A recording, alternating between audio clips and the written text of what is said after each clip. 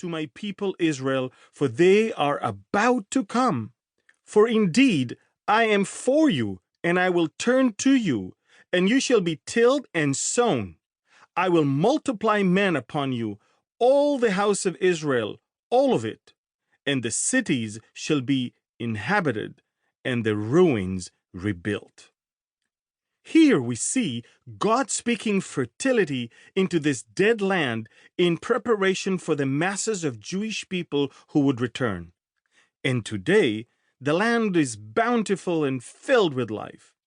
God has brought back his people by air, on ships, and by land. This is not man's doing, but God's. Against all odds, the nation of Israel has returned to its homeland and prospered. The fact Israel is a country today, after 2,000 years of the Jewish people having been scattered worldwide, confirms God is faithful to his promises.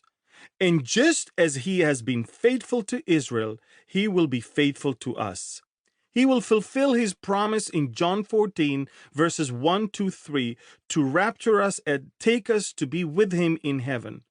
It is because God is faithful that we can have hope and that we can be certain about the wonderful future that awaits us.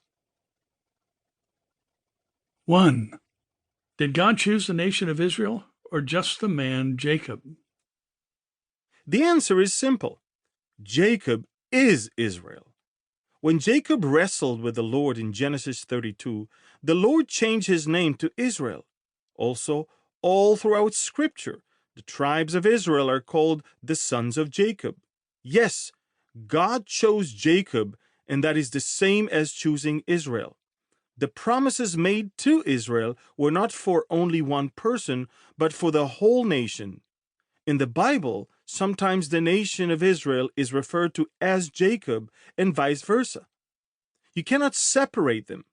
The Lord said through the prophet Malachi, I am the Lord, I do not change.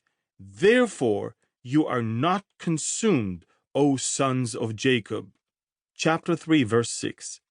Even though since their early days the Israelites had drifted away from the Lord's ordinances, God himself confirmed that Jacob is national Israel. When God made his covenant promises with national Israel, he also made promises regarding the land of Israel. In Genesis 17:8, the Lord said he was giving the land of Canaan to the descendants of Abraham through Isaac and Jacob, and not through Ishmael, as an everlasting possession. So not only did God choose the nation of Israel, he also chose the land that would become their national home. Why would God give all the land of Canaan to one man? Well, he didn't. He gave the land as an everlasting possession to the Jewish people. In case you've wondered, the people of Israel began to be referred to as the Jews after the Babylonian captivity simply because the majority of the captives were from the tribe of Judah. Today, not all Israelis are Jews in the sense of geographic homeland, but in a spiritual sense. The Jews, Israel, and Jacob are all references to the same people group, not a single individual. 2. Is the rebirth of Israel important to Bible prophecy?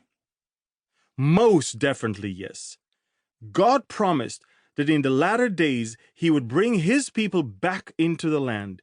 He said through the prophets that Israel's banishment from the land was temporary and that he would bring the people back because he promised the land to the descendants of Abraham through Isaac and Jacob. In Jeremiah 31, verses 35 to 36, the Lord said that when the sun, moon, and stars stop giving their light, then you will know that Israel is no longer a nation in his eyes. We also know from Zechariah chapter 12, verse 10, that God has brought his people back into the land because he is going to save them. A time is coming when they will look on him whom they pierced, and they will mourn for him as one mourns for his only son, and grieve for him as one grieves for a firstborn. We also know that in the future there must be a third temple on the Temple Mount so that the Antichrist can commit the abomination of desolation. For that to happen,